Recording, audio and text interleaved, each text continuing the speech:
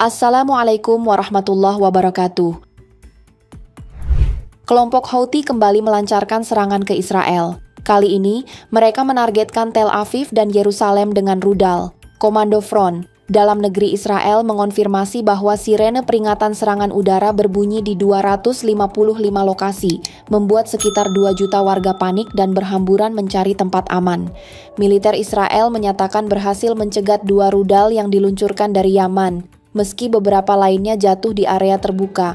Pecahan rudal juga dilaporkan jatuh di daerah Mevo Horon.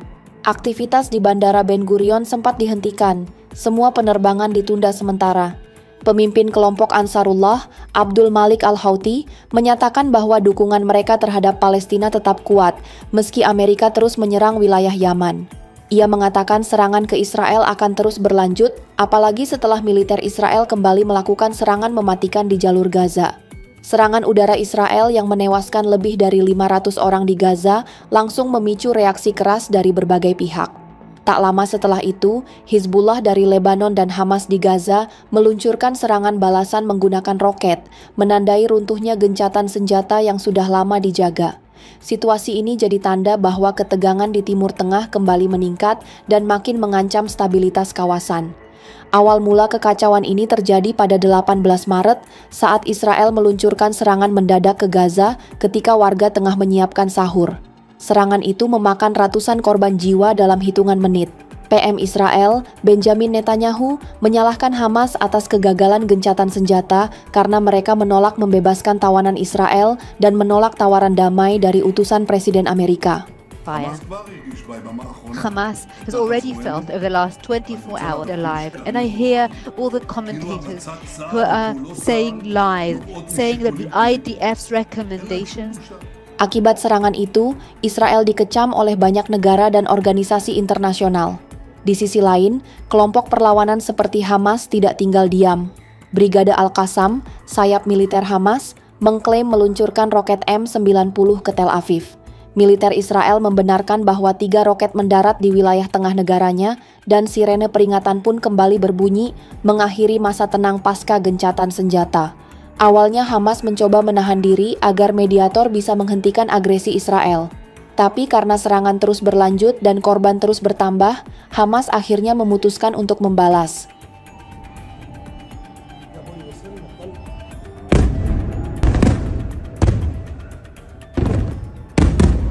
Tak hanya Hamas, Hizbullah dari Lebanon juga ikut menyerang, menembakkan sedikitnya 6 roket ke wilayah perbatasan Israel, tepatnya di sekitar Metula.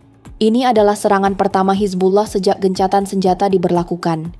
Israel pun merespons dengan 2 gelombang serangan udara ke berbagai lokasi Hizbullah di Lebanon, termasuk situs peluncur roket.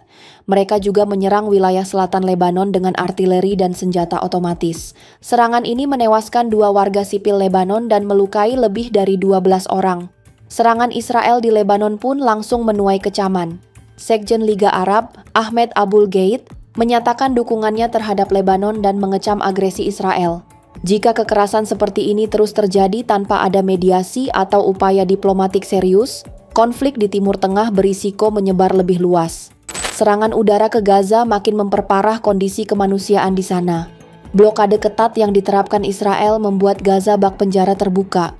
Yang paling menyedihkan, Israel menghancurkan satu-satunya rumah sakit khusus kanker di Gaza, termasuk sekolah kedokteran di sebelahnya. Aksi ini mengundang kecaman keras, karena menyerang fasilitas medis jelas melanggar hukum internasional.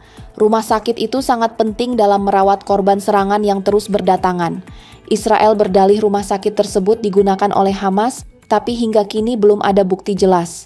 Meski begitu, kecaman dari dunia internasional dan bahkan dari masyarakat Israel sendiri terus berdatangan. Keluarga para sandera Israel yang ditahan Hamas pun kecewa karena pemerintah memutuskan menarik diri dari kesepakatan gencatan senjata. Mereka merasa langkah itu justru menjauhkan harapan untuk menyelamatkan orang-orang tercinta. Di dalam negeri, ribuan warga Israel turun ke jalan memprotes kebijakan Perdana Menteri Netanyahu. Mereka menuntut gencatan senjata baru di Gaza, apalagi setelah Netanyahu berencana memecat Kepala Badan Keamanan Internal yang sedang menyelidiki dugaan pelanggaran serius oleh para pembantunya. Kritik dari luar negeri juga terus berdatangan. Iran, Arab Saudi, dan Mesir mengecam keras agresi Israel.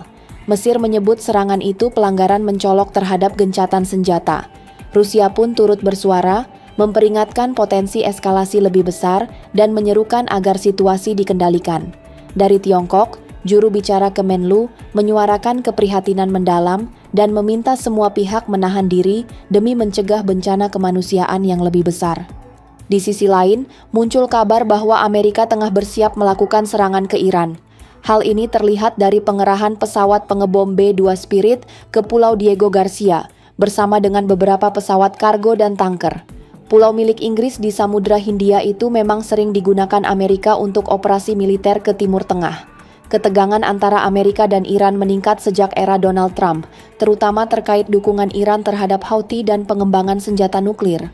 Citra satelit menunjukkan ada 7 pesawat B-2 Spirit, 3 pesawat kargo C-17, dan 10 pesawat tanker militer Amerika yang telah tiba di Diego Garcia dalam 48 jam terakhir. Namun hingga kini, belum ada penjelasan resmi dari Amerika soal misi tersebut. Sementara itu, Iran mengeluarkan ancaman keras terhadap Israel lewat parade militer besar-besaran. Leader Ayatollah Ali Khamenei made similar remarks against Israel.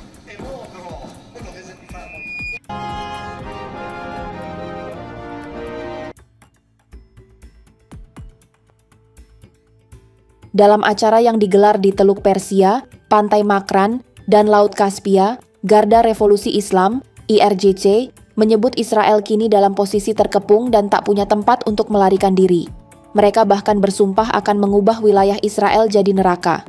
Komandan IRGC, Laksamana Muda Ali Reza Tangsiri, menegaskan bahwa mereka siap menyerang lewat darat maupun laut dan menyatakan akan menghancurkan Israel sepenuhnya. Mobilisasi militer ini dianggap sebagai simbol perlawanan terhadap pendudukan. Selain itu, seorang komandan dari unit militer Chechnya, Zamit Kev, mengumumkan akan berangkat ke Gaza untuk membantu Hamas. Dalam pernyataan yang diunggah di Telegram pada 26 Maret, ia menunjukkan video sniper Palestina menembaki tentara Israel dengan pesan bahwa mereka akan segera bergabung di medan perang. Ini bukan pertama kalinya komandan dari Chechnya menyatakan dukungan terhadap Palestina. Pada November 2023, Hussein Masidov juga mengunggah pesan serupa di Instagram. Bahkan Ramzan Kadyrov, pemimpin Chechnya, sebelumnya pernah menyerukan agar dunia Muslim membentuk koalisi untuk melindungi warga Palestina.